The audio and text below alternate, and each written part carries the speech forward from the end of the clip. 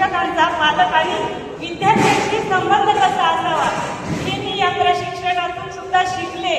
आणि परवानगी नसेल, वेळेअभावी म्हणजे बोलायला वेळ नाही, तरी मुद्दाम होऊन मी एक कविता आपल्याला वाचन करून दाखवणार आहे। मी स्वतः लिहिलेली आहे आणि आपल्याला या प्रशिक्षणातून जसा म्हणजे अनुभव आला की पुढे जाऊन आपल्याला काय करायचं आहे, या लहान मुलांसाठी शाळेसाठी पिढी कशी घडवायची आहे।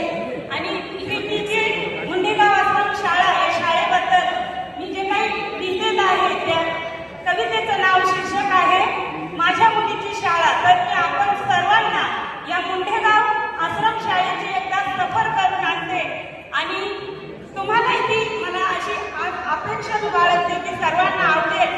आणि ही जी कविता मी लिहिलेली आहे ती माझ्या निरीक्षणातून, माझी मुलगी ही मुंडेगाव आश्रम शाळेत 8वीला आहे आणि पहिलीपासून तर 8वी पर्यंतचे जे अनुभव आहेत ही कविता मी मागच्याच वर्षी लिहिली, परंतु मला असं म्हणजे ती वाचन करून दाखवायला काही म्हणजे योग आला नव्हता।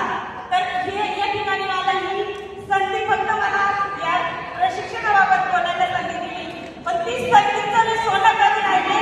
कारण की आपण गेल्यावर पालकांनी, शिक्षकांनी शाळेच्या विद्यार्थ्यांशी संबंध कसा असावा आणि त्यांना कोणत्या नजरेने बघावं या विषयी मी ती कविता लिहिलेली आहे। कारण की पहिलीला जेव्हा मी मुलगी शाळेत टाकली त्यावेळेस मला काही निगेटिव्ह सुद्धा अनुभव आले, म्हणजे स्त्री शिक्षकांकडून, पण मी ते शेअर केले नाही किंवा लिहिले नाही।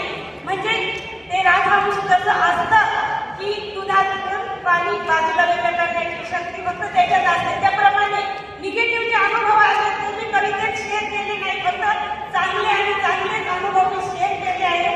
आणि असे जर पॉझिटिव्ह थिंकिंग ठेवून काम केलं तर सरांनी सांगितलं की आपण पॉझिटिव्ह थिंकिंग ठेवून जर आपण काम केलं तर खरोखरच या देशाला घडवणारे आपल्यासारखी आपणच माणसं या म्हणजे या वेळेत आपण जे आहोत आता सध्या, तर आपल्यासारखी आपणच भाग्यवान आहोत। तर मी कवितेला सुरुवात करते आणि माझ्या कवितेचं शीर्षक आहे माझ्या मुलीची शाळा।